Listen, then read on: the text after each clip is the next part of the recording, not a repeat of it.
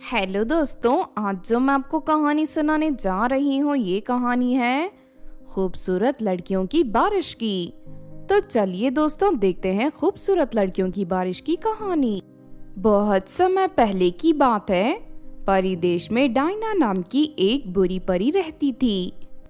Diana की माँ परी थी, लेकिन उसके पिताजी एक शैतान थे। डायना के पिताजी के सारे गुण उसके अंदर थे, इसीलिए डायना स्वभाव से बहुत ही बुरी थी। डायना परिदेश की रानी से बहुत ही चिढ़ती थी। वो उसे गद्दी से हटाकर खुद परिदेश की रानी बनना चाहती थी। फिर एक दिन डायना अपनी शैतान बुआ के पास जाकर उसे अपने इरादों के बारे में बता देती है और डायना की शैतान बुआ उसका साथ देने का फैसला कर लेती है। सुनो डायना, मेरे पास काले जादू की विद्या है। उसके असर से मैं किसी भी इंसान को आसानी से मार सकती हूँ, लेकिन रानी परी को मारना थोड़ा मुश्किल है। उसके लिए मुझे शैतान को खुश करना होगा। तुम पृथ्वी से मेरे पास 15 खूबसूरत लड़कियां लेकर आओ, फिर मैं उनकी बलि चढ़ाकर शैतान को खुश कर दूंगी। उसके बाद शैतान वही करेगा जो मैं उसे करने के लिए कहूंगी। अपनी बुआ की बात सुनकर डायना परी खुश हो जाती है और फिर अगले दिन डायना पृथ्वी पर रहने वाली रोशनी नाम की लड़की से मिलती है। रोशनी भी एक बुरी लड़की थी जो लोगों के घरों में चोरी किया करती थी। अगर तुम मेरे पास 15 खूबसूरत लड़कियां लेकर आओगी तो मैं तुम्हें ढेर सारे सोने के सिक्के देकर मालामाल कर दूंगी। ये रहा तुम्हारा एडवांस। डायना रोशनी के हाथ में सोने के सिक्कों से भरी एक थैली रख देती है। रोशनी ने अपनी जिंदगी में इतने सारे सोने के सिक्के कभी नहीं देखे थे, इसीलिए वो लालच में आकर फौरन डायना परी की मदद करने के लिए तैयार हो जाती है।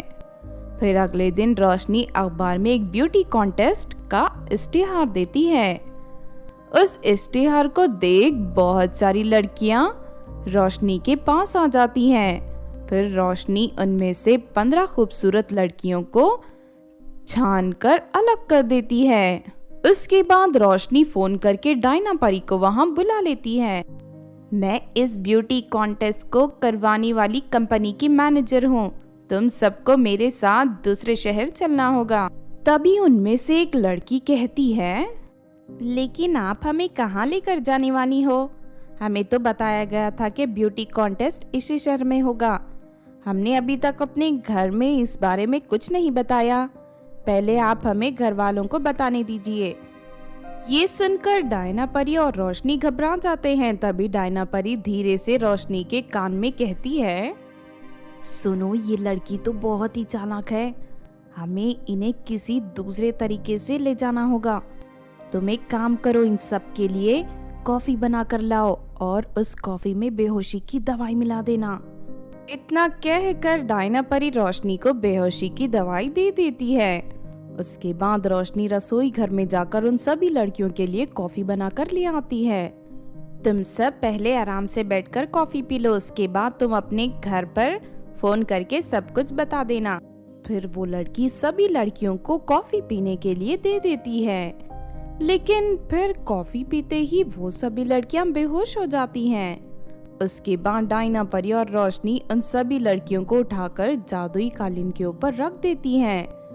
फिर वो जादुई कालीन हवा में उड़ने लगता है, लेकिन थोड़ी ही देर के बाद उन सभी लड़कियों को होश आ जाता है। तभी एक लड़की की नजर डायना परी के पैरों पर पड़ती है, जो किसी चुड़ैल की तरह दिख रहे थे। अरे नहीं, लगता है ये दोनों हमें किडनैप करके कहीं ले जा रही हैं। इस औरत के पैर तो बहुत ही खतरनाक है।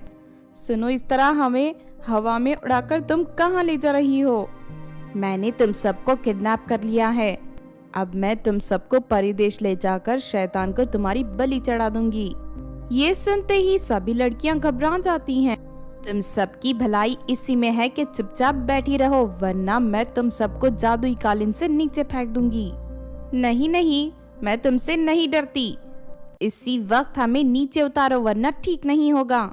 इतना कहकर पिंकी रोशनी के बाल पकड़कर उसे मारने लगती है और इसी धक्का मुक्की में रोशनी जादुई कालीन से नीचे गिर जाती है। अरे नहीं, कोई मुझे बचाओ। रोशनी सीधा जमीन पर जा गिरती है, जिस वजह से उसके हाथ पैर टूट जाते हैं। अरे नहीं, ये तूने क्या किया लड़की, अब मैं तुझे नहीं छोड़ूंगी। लेकिन तभी बाकी लड़कियां एक साथ डायना परी पर हमला कर देती हैं और इसे भी धक्का देकर नीचे गिरा देती हैं। अरे नहीं, मर गई रे, बचाओ मुझे। डायना परी सीधे एक पत्थर के ऊपर जा गिरती है, जिस वजह से उसका सर फट जाता है और मौके पर ही उसकी मौत हो जाती है। अब हमें किसी भी तरह इस जादुई कालीन को धरती पर लेकर जाना होगा, लेकिन हम इसे उड़ाना नहीं जानते। तभी उन्हें एक झील दिखाई देती है। देखो, नीचे एक झील है, यही सही मौका है, हम सबको फौरन पानी में कूद जाना चाहिए। पिंकी की बात सुनकर सभी लड़कियां जादुई कालीन से छलांग लगा देती हैं। झील के किनारे मौजूद लोग ये नजारा देखकर हैरान रह जाते हैं। अरे वाह, देखो भाई, आसमान से कितनी सुंदर सुंदर लड़कियां गिर रही हैं। अरे हाँ, तुमने सही कहा, ये तो खूबसूरत लड़कियों की बारिश हो रही है। उसके बाद वहाँ मौजूद सभी लोग उन सभी लड़कियों को सही सलामत झील से बाहर निकाल लेते हैं। इस तरह उन सबकी जान बच जाती है। तो आपने देखा दोस्तों, खूबसूरत लड़कियों की बारिश की कहानी।